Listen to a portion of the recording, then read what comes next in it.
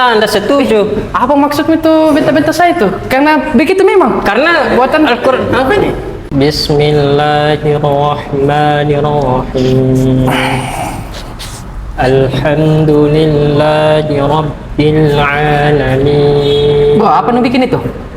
Mengaji. Ngaji. Masih percaya dengan Al-Quran? Percaya? Menurut saya itu Al-Quran itu buatan manusia.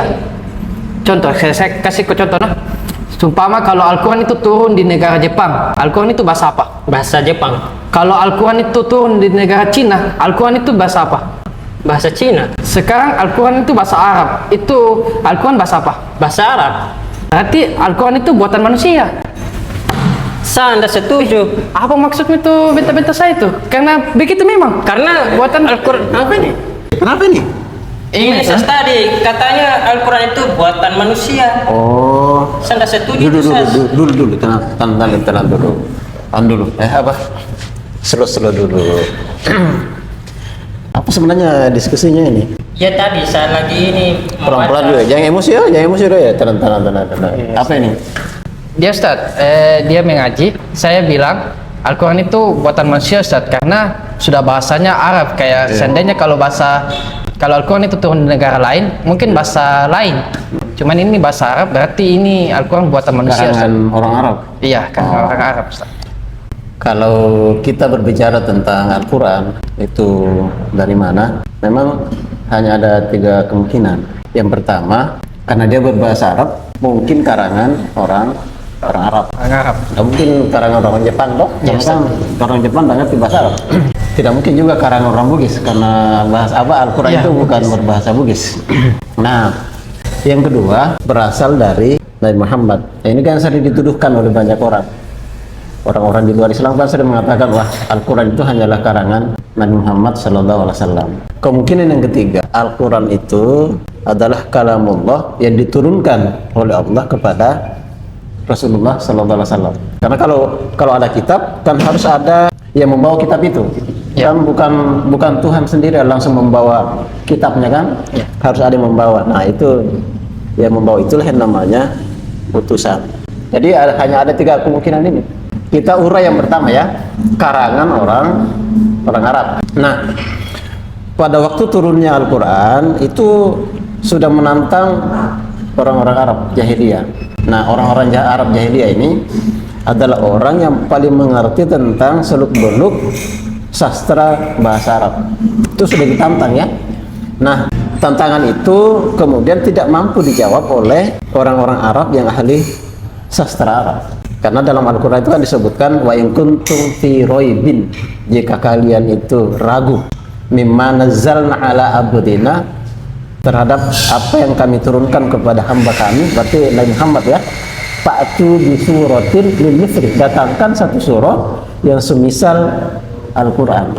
Ternyata sejak turunnya tantangan itu sampai hari ini orang Arab sekalipun itu tidak mampu membuat yang semisal Al-Quran. Itu yang pertama ya. Jadi orang-orang Arab sendiri yang tahu seluk-beluk bahasa Arab itu tidak mampu membuat yang semisal Al-Quran. Itu yang pertama. Yang kedua, orang Arab itu juga sebenarnya yang paling tahu tentang sastra Arab itu mengakui bahwasanya apa yang keluar dari lisan Muhammad SAW itu bukanlah perkataan Muhammad. Orang yang ahli bahasa Arabnya ya mengakui sebenarnya itu, walaupun mereka tetap menentang Al-Quran. Tapi orang-orang yang paham bahasa Arab itu tahu bahwasanya yang keluar dari lisan Nabi Muhammad itu bukanlah perkataan manusia. Itu orang Arab sendiri mengatakan begitu ya. Dan tantangan untuk mendatangkan yang semisal dengan Al-Quran itu masih berlaku sampai detik ini. Kalau saudara mau coba-coba silahkan, dikasih waktulah 20 tahun untuk membuat yang semisal Al-Quran. Sanggup kira-kira? Tidak. Orang Arab saja yang ngerti bahasa Arab, yang paling tahu bahasa Arab itu tidak mampu. Apalagi saudara pintar bahasa Arab? Belum. Tidak Ustaz. Apa sih bahasa apa sih? Bahasa Bugis Ustaz. Bahasa Makassar. Bahasa Makassar. Nah, apalagi tidak ngerti bahasa Arab. Itu yang pertama ya. Orang Arab sendiri tidak mampu membuat yang semisal, dan orang Arab mengakui bahwasanya yang keluar dari lisan Nabi Muhammad itu bukan perkataan manusia. Nah, itu yang pertama ya. berarti bukan orang Arab. Karena mereka sudah ditantang kan, sampai hari ini tidak mampu membuat yang semisal itu. Paham ya?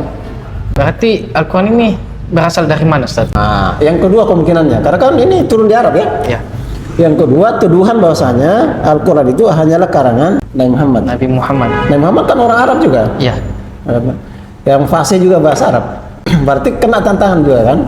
Hanya saja memang Nabi Muhammad SAW itu ketika berbicara itu yang keluar kadang-kadang wahyu Allah, kadang-kadang berbicara biasa. Jadi ada dua yang keluar. Ada ayat Allah, ada perkataan biasa yang kita sebut dengan hadis. Nah, sekarang dengan mengamati dua model gaya bahasa itu, ada bahasa wahyu Al-Quran dan ada bahasa hadis.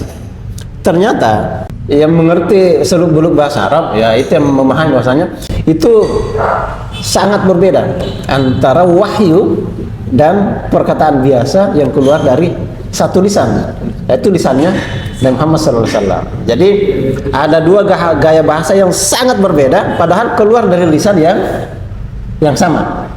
Aneh kan? Nah, kalau kita ini kalau berbicara pasti gaya bahasanya itu sama terus, tidak mungkin lain-lain. yes. Kalau ini bahasa apa? Bahasa Makassar toh? Makassar, Ustaz. Oh, itu bahasanya begitu-begitu terus itu. Gaya bahasanya tidak berubah toh? Ya, Dari dulu sampai sekarang. Nah, tapi Nabi Muhammad dari lisan yang sama keluar gaya bahasa yang jauh berbeda. Ada bahasa wahyu, ada bahasa hadis. Nah, berarti sesuatu yang sangat aneh kan? Di situ membuktikan bahwasanya wahyu atau Al-Quran itu memang bukan karangan Nabi Muhammad. Dan orang-orang Arab juga itu yang tahu sastra Arab mengakui itu, bahwasanya yang keluar, yang dibaca oleh Nabi Muhammad itu bukan perkataan manusia. Mereka lebih tahu kan, karena mereka mengerti seluk-beluk bahasa Arab. Kalau kita itu enggak terlalu paham itu, karena enggak ngerti bahasa Arab kan.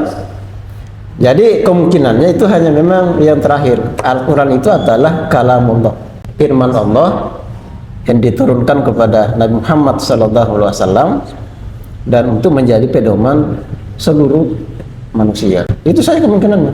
Tidak mungkin ada yang keempat, karena dia turun di daerah Arab, karangan orang Arab. Tidak mungkin. Mereka sudah mengakui itu, sudah menyerah.